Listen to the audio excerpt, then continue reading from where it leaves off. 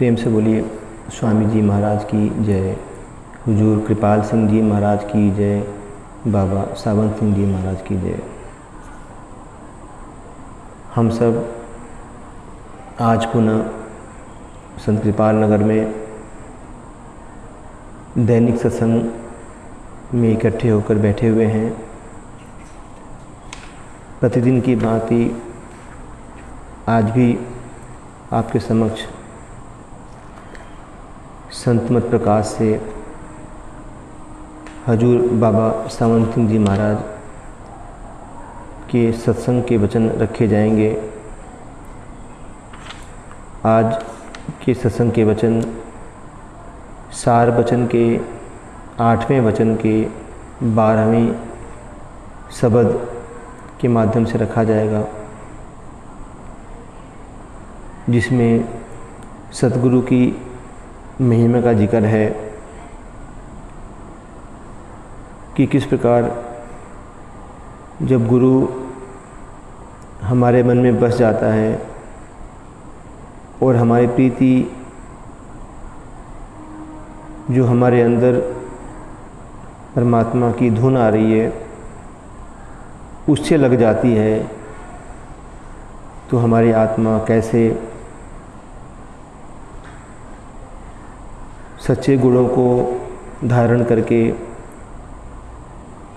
जो हमारे ऊपर काम क्रोध आदि के दुख देने वाले, तपन देने वाले संस्कार हैं,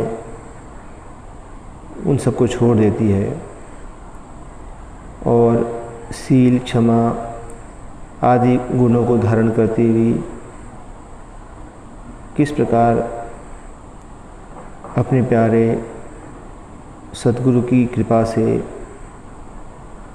अंतर की यात्रा शुरू करती है और यात्राओं में किन किन पड़ावों पर पहुंचती है और किस प्रकार अंत में अनामी पुरुष सचखंड में पहुंच जाती है। ये सारा उपदेश सार वचन के इस शब्द में है,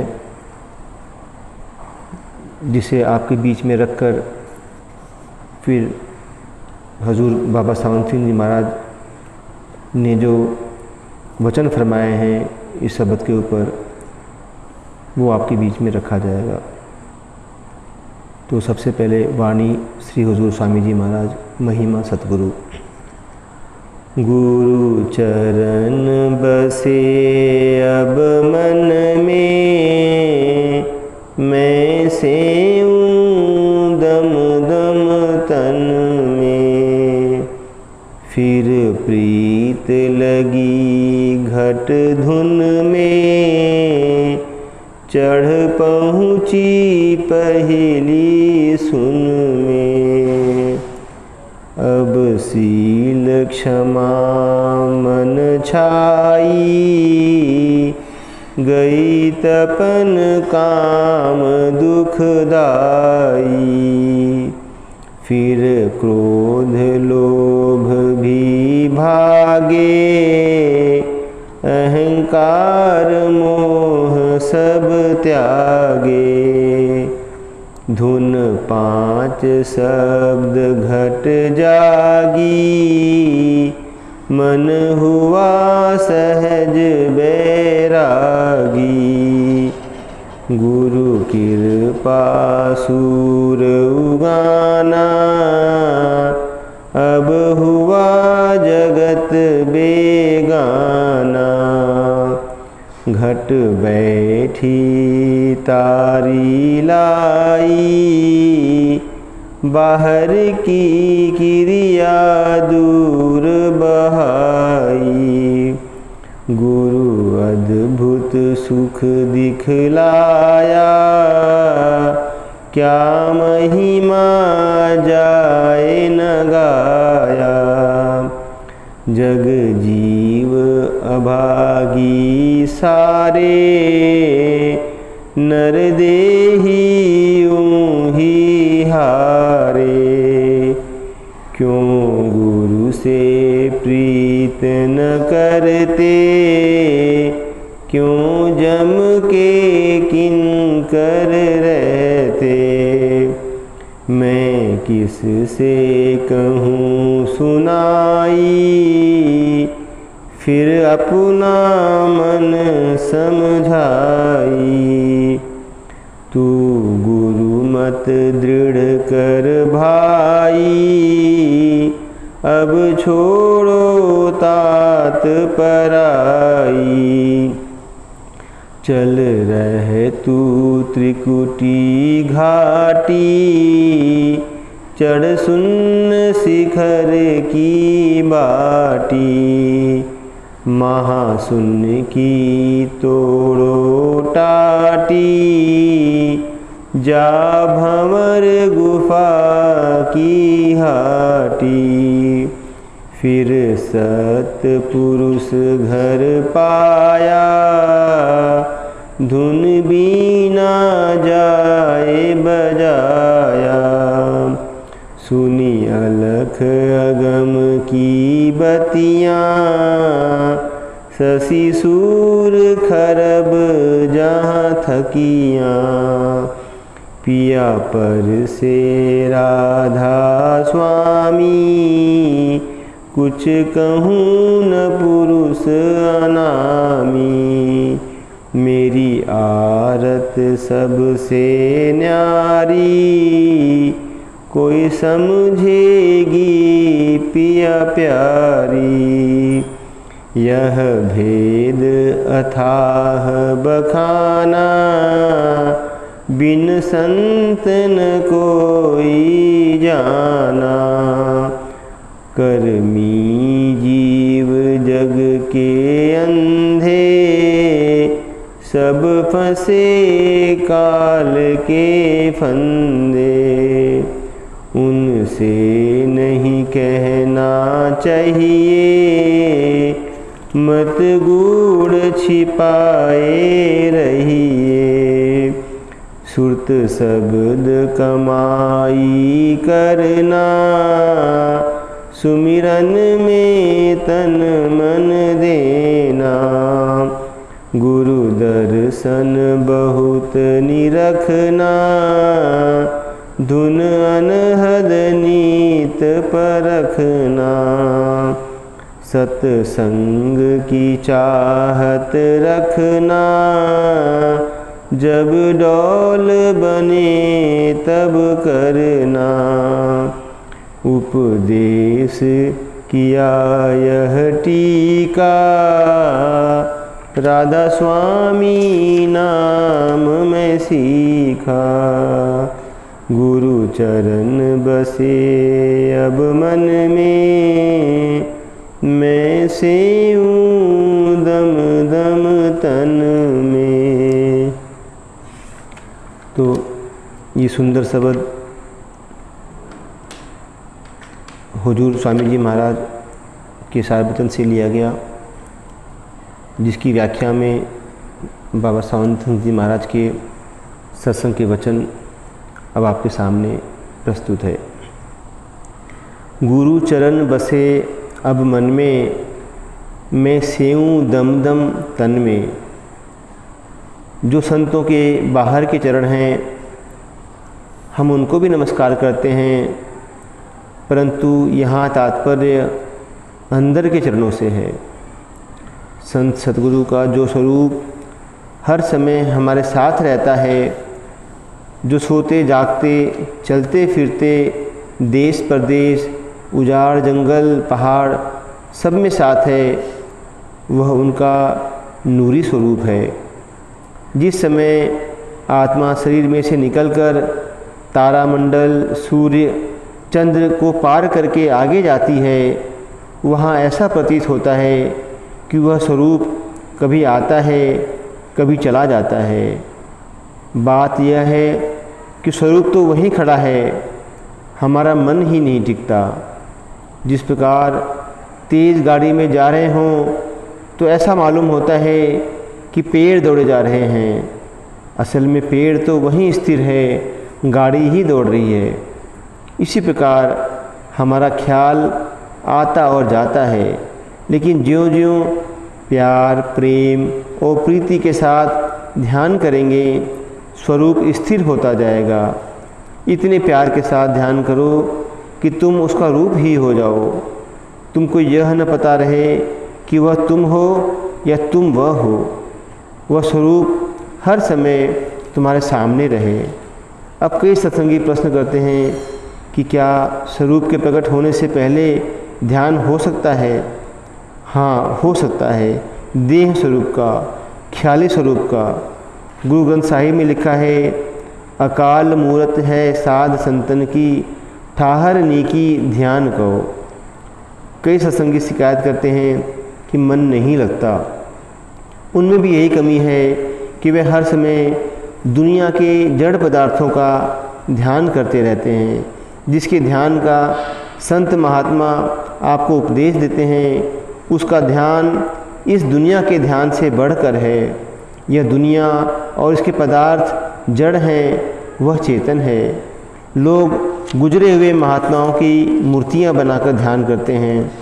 सतगुरु तो जीवित मूर्ति है। अब जो मूर्तियां तस्वीर हैं वह तो जड़ हैं। जो प्रत्यक्ष मौजूद महात्मा हैं वे चेतन हैं। जो सत्संगी यह शिकायत करते हैं कि स्वरूप नहीं आता, उनको चाहिए कि खाली स्वरूप का ध्यान करें। असल में गुरु का असली स्वरूप सतनाम है, जो कि 10वें द्वार से ऊपर जाने पर दिखाई देता है। लेकिन क ख ग शरीर से ही शुरू होता है। अगर देह स्वरूप के साथ प्यार नहीं है तो अंदर तरक्की भी नहीं होती। पर शीशा नहीं कहता कि मुझे देखो।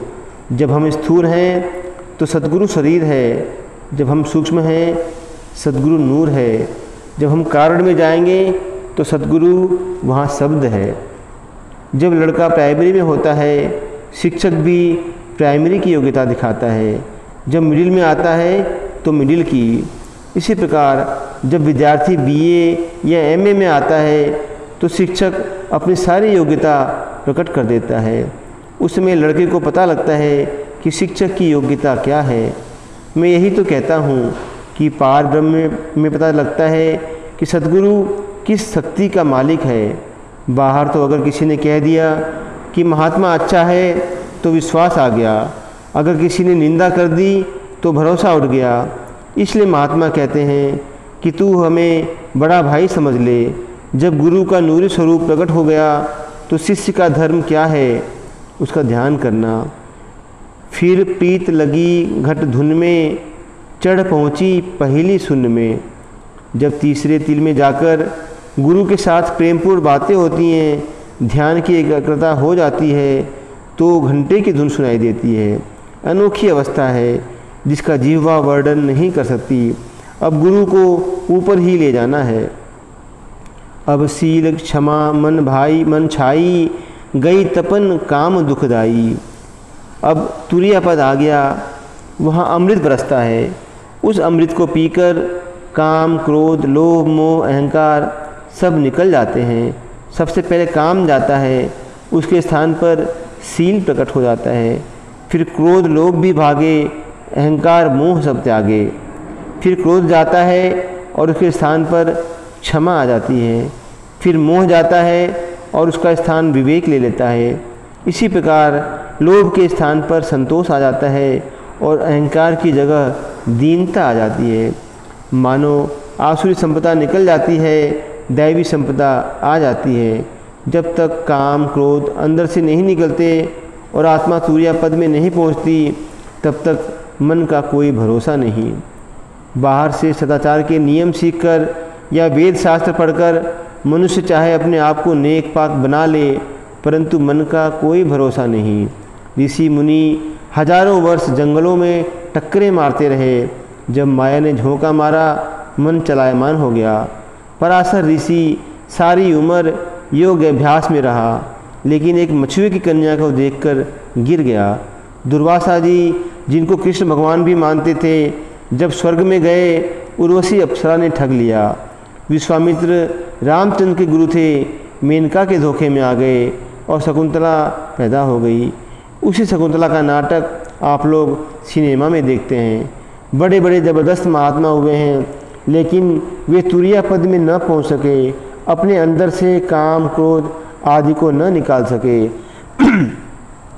जिस घर में मालिक न हो उस घर में चोर आप ही आ जाते हैं और लूट कर चले जाते हैं।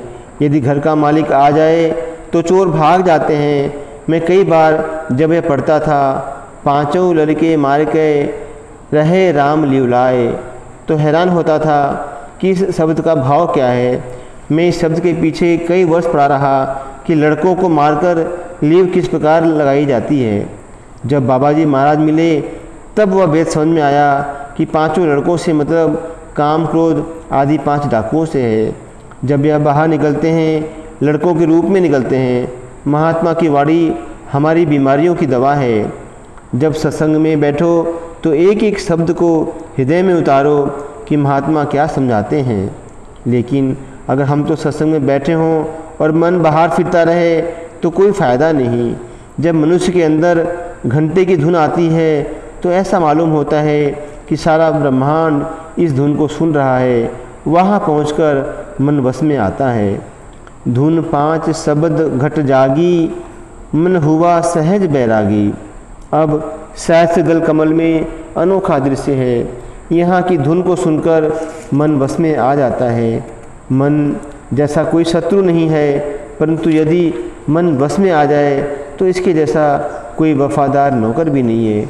कबीर साहिब कहते हैं, मन के हारे हार है, मन के जीते जीत, पार ब्रह्म को पाइए मन ही के प्रतीत। गुरु कृपा सूर उगाना, अब हुआ जगत बेगाना।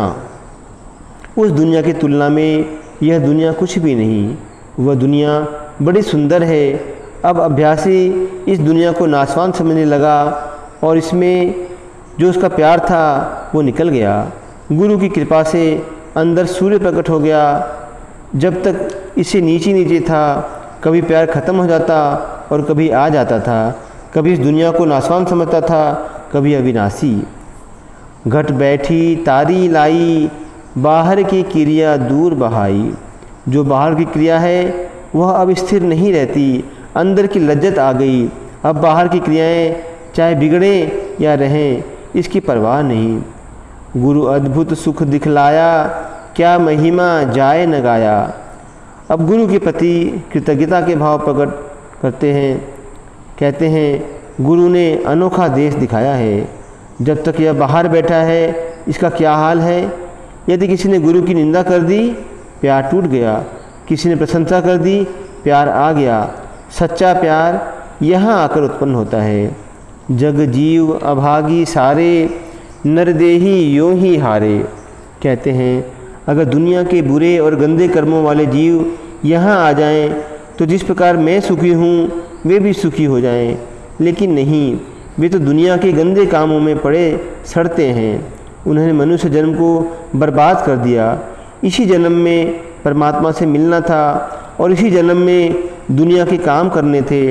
अब अगर दुनिया के बंदे ही बने रहेंगे तो भजन किस जन्म में करेंगे। क्यों गुरु से प्रीत न करते, क्यों जम के किंकर रहते।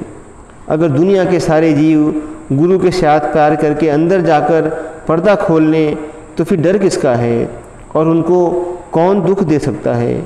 कई स्त्रियों के पति की उधर जान निकलती है, इधर वे रोना पीटना शुरू कर देती हैं और कहती हैं कि मुझे किसके हवाले करके चले हो। उसकी तो जान पर ही बनी हुई है। यमदूत प्राण निकाल रहे हैं और वह काला पीला हो रहा है। इधर यह अपने रोने रो रही है। इस कलयुग में जो दया जीवों पर हो रही है शायद ही किसी युग में हुई हो। काम क्रोध से तपते हुए जीव और फिर सतगुरु आकर उन्हें संभालता है। मैं किससे कहूँ सुनाई, फिर अपना मन समझाई। कहते हैं, दुनिया को किस प्रकार समझाया जाए, दुनिया सुनती ही नहीं। यदि दुनिया के लोग गुरु के साथ प्रीति करें, कमाई करें, तो जिस प्रकार मैं सुखी हुई हूँ वे भी सुखी हो जाएं। तू गुरुमत दृढ़ कर भाई, अब छोड़ो तात पराई। अब आत्मा अपने आप से कहती है कि तू पराई वार्ताएं छोड़ दे, गुरु की मति ले और ऊपर चल। चल रह तू त्रिकुटी घाटी, चढ़ शून्य शिखर की बाटी। गुरु कहते हैं चलो ब्रह्म के देश में, आपको चाहिए कि परिश्रम करके ऊपर चढ़ जाएं, ब्रह्म से होकर पार ब्रह्म में आ जाएं।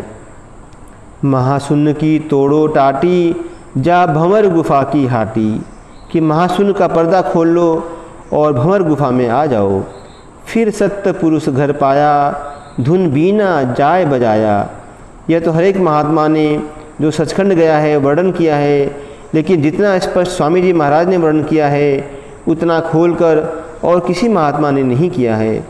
तुलसी साहिब ने भी काफ़ी खोलकर लिखा है, क्योंकि ये दोनों महात्मा अंग्रेज़ों के राज्य में हुए हैं, जबकि धर्मों को अपनी बात कहने की काफ़ी छूट थी। आत्मा अब सचखंड सतपुरुष के देश में पहुंच गई और वहां जाकर बीन की धुन सुनी।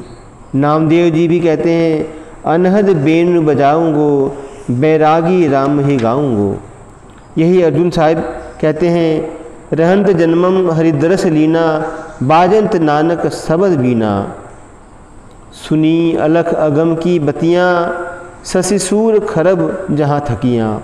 इससे ऊपर जाकर अलख और अगम देश की बातें सुनी, जहाँ इतनी रोशनी है कि खरबों सूर्य और चंद्र लज्जित होते हैं। पिया पर से राधा स्वामी, कुछ कहूँ न पुरुष अनामी। जब आत्मा अंतिम देश स्वामी पद में आ गई, उसी को राधा स्वामी कहते हैं और उसी को अनामी कहा है। मेरी आरत सबसे न्यारी, कोई समझेगी पिया प्यारी। आरत का अर्थ है आत्मा का मालिक में जाकर समा जाना। कहते हैं कोई कोई रसीदा रूप, कोई कोई पहुंची हुई आत्मा ही इसकी परख करेगी, वरना दुनिया को कोई पता ही नहीं। यही दादू जी कहते हैं, वेद ना भेद भेक नहीं जानत, को देत ना हमी।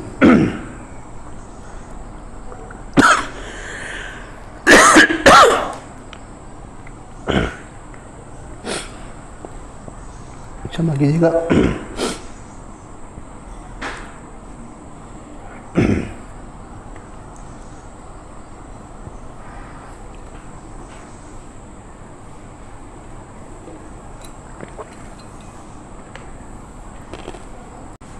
मेरी आरत सबसे न्यारी, कोई समझेगी पिया प्यारी।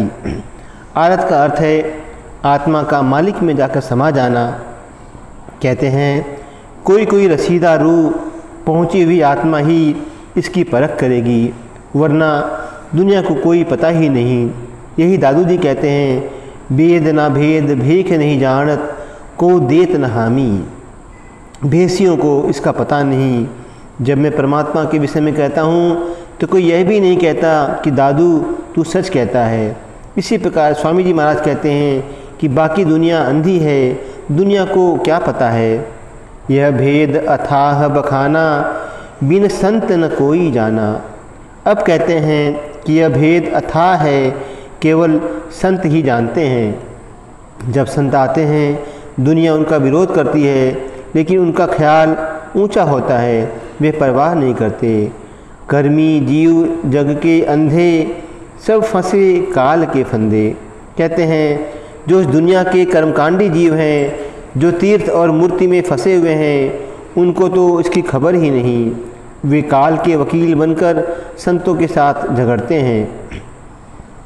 उनसे नहीं कहना चाहिए, मत गुड़ छिपाए रहिए। इसीलिए संत चुप रहते हैं। जब कोई मनुष्य ऊंची पदवी का ग्राहक आता है तो वे इशारा दे देते हैं। जो दुनिया की वस्तुएं मांगता है कि जी पुत्र स्वस्थ हो जाए, रोज़गार नहीं चलता, मेरे घर कोई बच्चा नहीं है, तो संत उसको कभी पास नहीं आने देते। जो मोतियों का ग्राहक है उसके साथ बड़े प्रेम से बात करते हैं। सूरत शब्द कमाई करना, सुमिरन में तन मन देना। सबसे पहले सुमिरन करो, फिर सूरत शब्द की कमाई पर जोर दो। सुमिरन कठिन भी है और सरल भी है। सुमिरन तो सारी दुनिया करती है। किसान अपनी खेती बाड़ी का सुमिरन करता है, दुकानदार सुमिरन करता है कि उसके पास कौन कौन सा सौदा है, कौन कौन सा और मंगवाना है।